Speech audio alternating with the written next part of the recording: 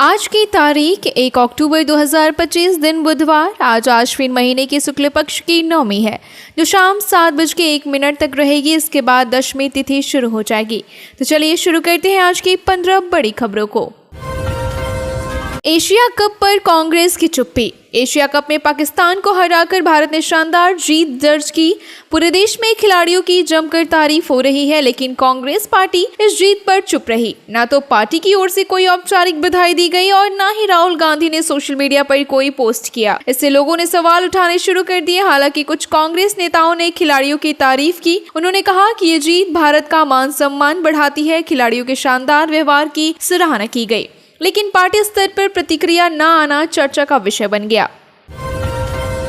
अनिल अंबानी की कंपनी पर ईडी का छापा। प्रवर्तन निदेशालय ने रिलायंस इंफ्रास्ट्रक्चर पर बड़ी कार्रवाई की। इंदौर और मुंबई में कंपनी के 6 ठिकानों पर छापा मारा गया। ये कार्रवाई फीमा जांच के तहत हुई। कंपनी पर विदेश में अवैध धन भेजने का आरोप है। इससे पहले भी कंपनी पर जांच चल रही थी। पीएमएलए कानून के तहत 17,000 करोड़ से ज्यादा की गड़बड़ी बताई गई। कहा गया कि कई कंपनियों ने मिलकर लोन डाइवर्ट किया। ईडी लगातार इसके सबूत जुटा रही है। इस मामले में बिजनेस जगत में हलचल मच गई। अनिल अंबानी के लिए ये बड़ी मुश्किल साबित हो गई। मौसम विभाग की चेतावनी।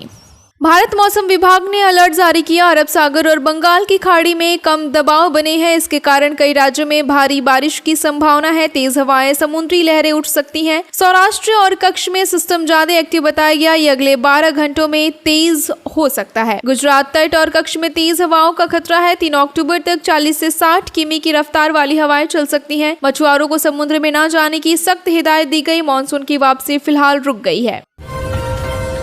ट्रंप और पाक पीएम की मुलाकात। व्हाइट हाउस में ट्रंप और पाकिस्तान के पीएम शहबाज शरीफ की मुलाकात हुई। इस दौरान आर्मी चीफ आसिम मुनीर भी मौजूद रहे। मुनीर ने ट्रंप को लकड़ी के बॉक्स में तोहफा दिया। बताया गया कि रेयर अर्थ मिनरल्स का सैंपल था। इस तस्वीर ने सभी का ध्यान खींचा। कुछ दिन पहले पाकिस्तान ने अमेरिका से डील की थी। ये डील रेयर अर्थ बिजनेस से जुड़ी है। इसी को लेकर ये मुलाकात खास मानी जा रही है। मुनीर का तोहफा भारत के लिए राजनीतिक संदेश माना गया। अब इस पर अंतर्राष्ट्रीय स्तर पर चर्चा तेज हो गई। बदायूं में बिजली गिरने से हादसा। उत्तर प्रदेश के बदायूं जिले में बड़ा हादसा हो गया। सकरी गांव के मंदिर परिसर में बिजली गिरी। पेड़ पर गिरी बिजली से 5 लोग इसकी चपेट में आ गए। इनमें से 2 की हालत गंभीर बताई गई। दोनों का जिला अस्पताल में भर्ती कराया गया। बाकी 3 की स्थिति फिलहाल स्थिर है। यह हादसा हल्की बारिश के बीच हुआ। गाँव में दहशत और अफरा तफरी मच गई। लोगों ने तुरंत घायलों को अस्पताल पहुँचाया। घटना से पूरे इलाके में खौफ का माहौल है।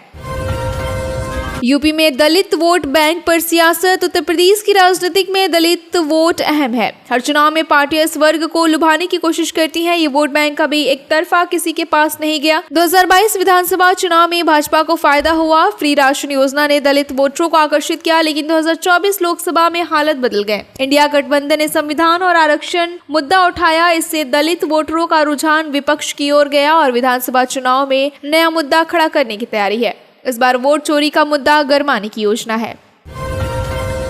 छात्रा बनी 1 दिन की विधायक। हमीरपुर जिले के राठनगर में अनोखी पहल हुई। मिशन सशक्तिकरण के तहत ये योजना हुआ। सुमन भारती शांति निकेतन स्कूल की नमी गुप्ता को मौका मिला। उन्हें 1 दिन के लिए विधायक बनाया गया। वो भाजपा नगर महामंत्री मुकेश गुप्ता की बेटी हैं। नमी क्षेत्र की समस्याओं का गंभीरता से सुना। उन्होंने अफसरों को तुरंत कार्रवाई के निर्देश दिए। लोगों ने इस पहल की खूब तारीफ की। बच्चों को राजनीतिक समझने का अवसर मिला। ये कार्यक्रम बच्चियों के सशक्तिकरण का मिसाल बना।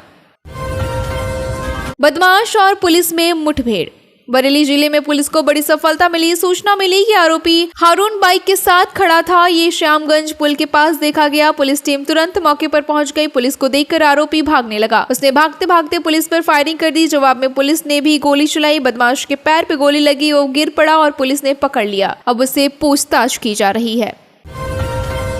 चंदौली में तेजाब युक्त आलू। चंदौली मंडी से चौंकाने वाली खबर आई। खाद्य विभाग की टीम को जहरीला आलू मिला। जांच में पाया गया कि आलू में तेजाब की मिलावट है। 1 क्विंटल से ज्यादा आलू जब्त किया गया। इन्हें मौके पर ही नष्ट कर दिया गया। सैंपल को लखनऊ भेजा गया। रिपोर्ट आने के बाद कार्रवाई होगी। ये मामला पूरे इलाके में चर्चा का विषय बन गया।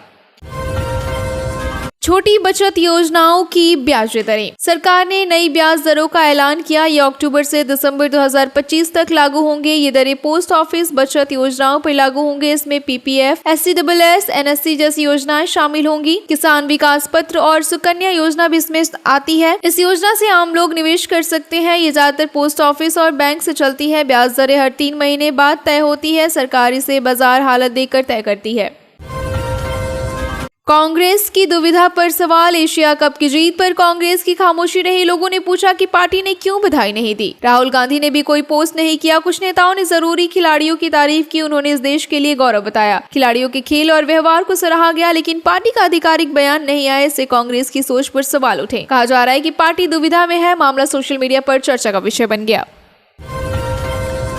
अविका गौर की शादी। टीवी एक्ट्रेस अविका गौर शादी के बंधन में बंध गई। उन्होंने मिलिंद चंदवानी संग साथ फेरे लिए। शादी के बाद पापराजी को मिठाई भी खिलाई। इंटरनेट पर उनकी शादी के वीडियो वायरल हो रहे हैं। वो सिंदूर दिखाते हुए बेहद खुश नजर आई। ये शादी उनके फैंस के लिए बड़ी खबर है। अविका ने टीवी पर कई हिट शो किए। बालिका वधू से उन्हें पहचान मिली। उनकी शादी का एपिसोड टीवी पर भी दिखेगा। 11 अक्टूबर को इसका प्रसारण होगा।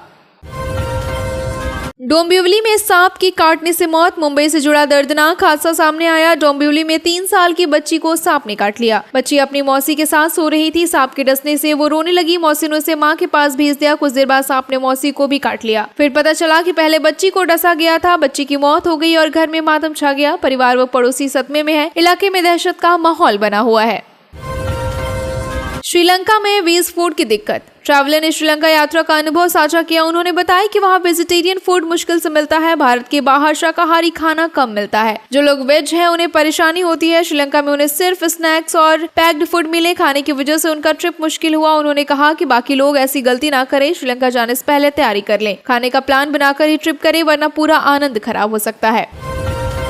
AI caller assistant launch. Hyderabad के इक्वल AI ने बड़ा ऐलान किया। भारत का पहला AI कॉलर असिस्टेंट लॉन्च किया जा रहा है। ये 2 अक्टूबर से शुरू होगा। दिल्ली NCR से 10,000 यूजर्स को पहल मिलेगी। ये ऐप अनजान कॉल्स को संभालेगा, स्पैम कॉल्स से भी बचाएगा। कंपनी के CEO केशव रेड्डी ने जानकारी दी। मार्च 2026 तक 10 लाख यूजर का लक्ष्य रखा गया। ये ऐप लोगों के लिए मददगार साबित होगा। भारत में डिजिटल सुरक्षा को नई दिशा मिलेगी।